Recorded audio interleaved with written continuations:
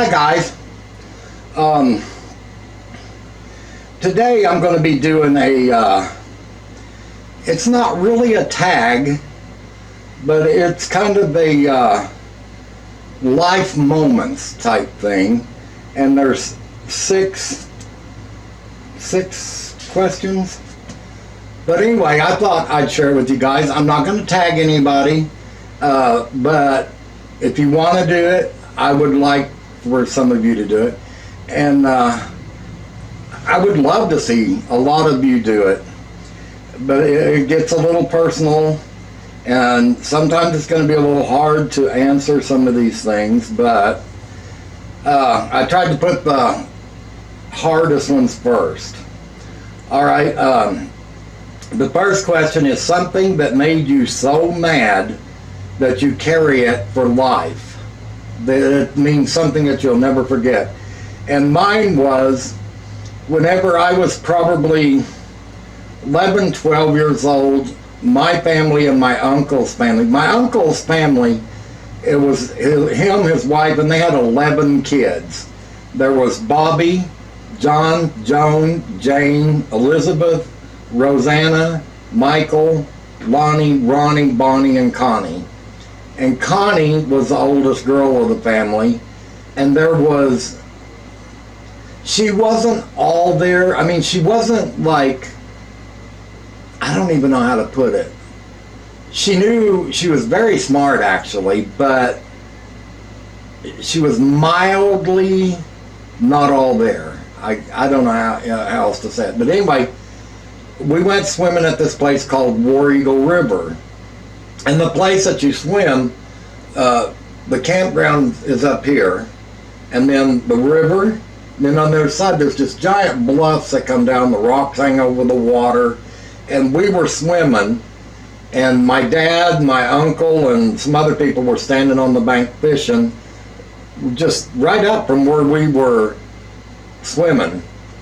And I remember coming up out of the water, and I looked under the rocks, and I saw this hand sticking up out of the water, hanging onto the rocks. And I didn't think twice. I swam out there, I grabbed the hand, and I swam back to the bank. And it was Connie. She had gotten caught in a little whirlpool under those rocks, and it was pulling her down. And I remember pulling her to the bank, and I just crawled up on the bank, and I sat down and just started crying. And her dad was standing right next to me fishing, right next to me, and he looked down at me and he said, "What's the matter? Was she drowning?" And I got up and I took off running to my mom, just crying my eyes out. He was more into fishing than he was. He had noticed that his daughter was drowning, but he just didn't do anything, and it really upset me. And I've never ever forgotten it. Of course, he's gone now, and she's gone now, but it just got me. Okay, number 2, something so happy that you carry it for life. Okay, this was, I have to say, back when I got baptized. I was to be baptized in a church, and I kept talking to the pastor, telling him all my life I kind of grew up believing, because I was told, my grandma always told me that they baptize you to wash your sins away. And I never wanted to be baptized in a church because they use those little pools of water thing. And in my mind as a kid, I believed that everybody who was baptized in that water, all their sins was in that water. And I was scared to death that when he ducked me under, I would pick up all their sins. And I was scared. So I had went and talked to the pastor, and I told him what was going on. And this was about a week before I was to be baptized. And I remember that evening at church, he announced that this was in June. And he had announced that they were going to do the baptizing people at the river, at Beaver Lake. And I was so excited. And I knew this man in my heart. I knew this man did this for me because he knew I was scared. And they had picked this part where the bank was wide open. There was no trees, no nothing. Just a little spot where cars could pull down in there. And then you could walk out in the water. And that's where they baptized us. And I remember standing on that bank waiting for everybody else, waiting for my turn. I was so excited. And once they baptized me, I felt so much better about it because where they baptized us, the water was moving. It wasn't sitting still. And I felt truly like my sins had been washed away.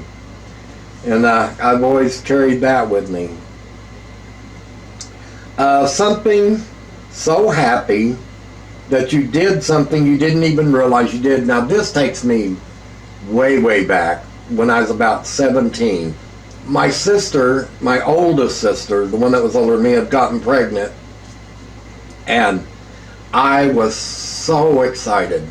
This was my first niece, the first grandchild, the first child in the family to have their own kids, and I was so excited. Well, I remember when she went into labor and went to the hospital to have the baby, well, they didn't allow us in the room.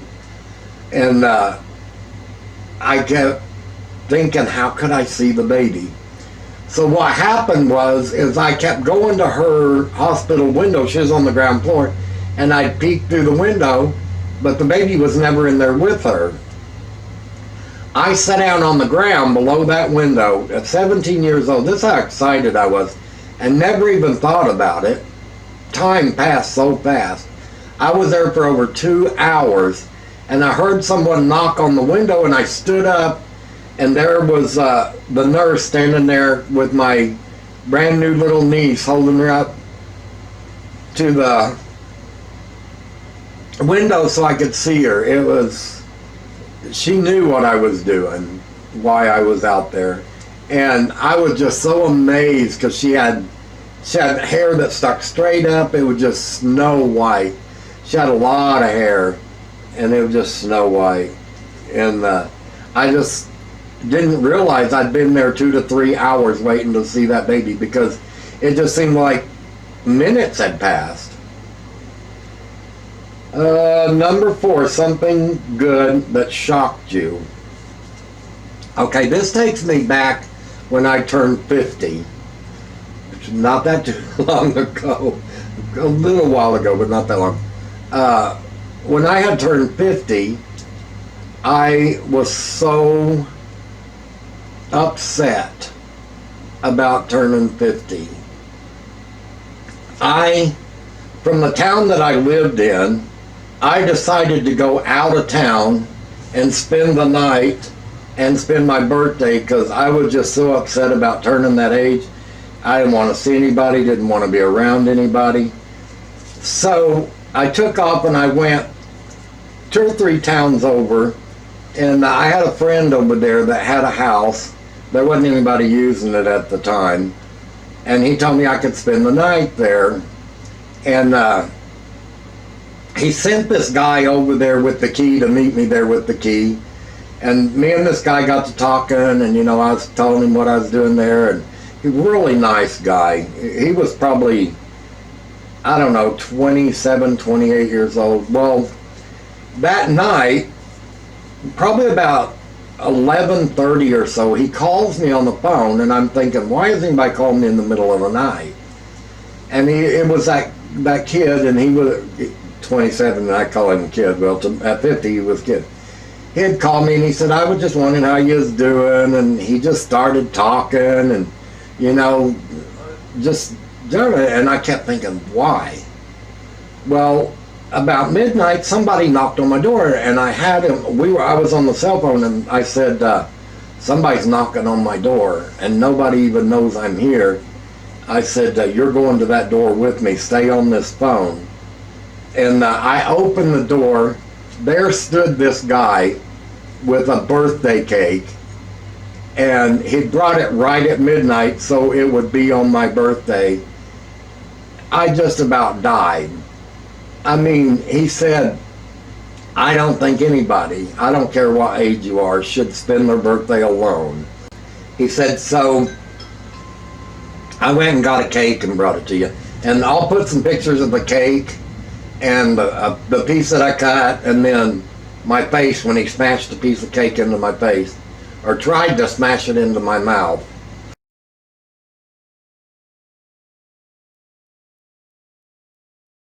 But that was the sweetest thing anybody'd ever done. But he could not stand the fact that I was going to be there on my birthday alone.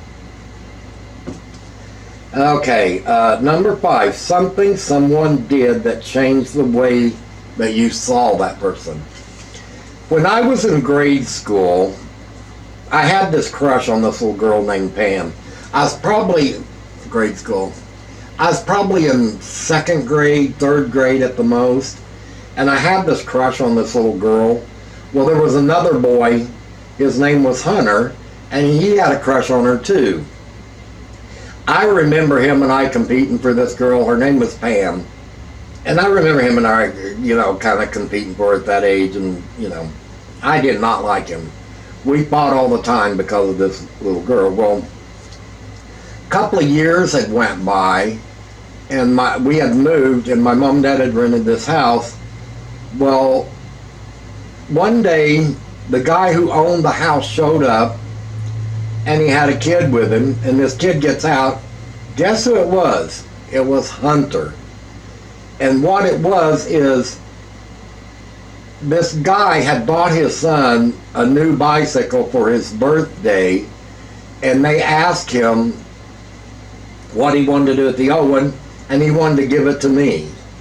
And they brought me his old bike. I'd never been on a bike in my life, had no idea how to ride it. I was so proud of that thing. And from that day, in the early 1970s, him and I became friends, and we hung out together, we did things together. We got caught one time by the police at the lake at Atlanta Spillway, skinny dipping in the middle of the night by the police, and got run out. So that tells you what kind of mischief that we got into together. And I mean, as little kids, we hated each other, and then after the bike thing, I just saw him in a whole different light. And his dad was our landlord. I had no idea. But we grew up together. We were like best friends after that. We got in so much mischief together. And then in the early part of the 90s, about 1991, I would guess, he told me that he was going to get married. But they were going out of state to get married. I don't remember where it was at. And, I was happy for him, but I couldn't go to the wedding because it was out of state. And he left that night to go get married. I never saw him again. He just vanished. I mean, we were like best friends for 20-some years, and then in one night he was just gone. All right, something funny that's happened. This is number 6, and this is the last one. Something funny that happened was my first wedding. We decided to have the wedding outside. And it was in summer, and we watched the weather as we planned it. No rain, no nothing, for weeks at a time. So the night before the wedding, we had the church had brought over chairs, and we got them all set up, got red carpet set up, everything, a big arch, and the bridesmaids and stuff had decorated it with all different kinds of flowers and everything. Well, the next morning, while we're getting dressed, getting ready for the wedding, we had a couple hours, a big rainstorm came up, windstorm blew everything away, everything got wet. There was no indication whatsoever of any kind of storm. But anyway, so we had to stop getting ready for the wedding and start going out there and fixing things up. We were drying seats, we pulled up the red carpet, and the only thing we had was this like light greenish looking carpet, so we had to put that down. The girls had to pull all the flowers and stuff off of the arch and put what they had left in there. Wasn't much left. Oh, it was just so funny. And I keep telling everybody it was a warning from God. But here's some pictures of the wedding. I'm gonna stick a picture of the wedding in there, and have a look at the carpet down through there. It's green because we had the red carpet was so wet she couldn't walk down it.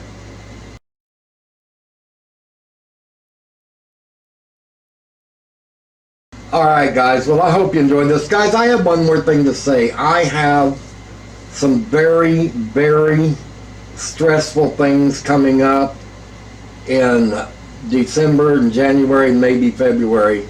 I can't talk about it, but I may not be able to put out a lot of videos in that time.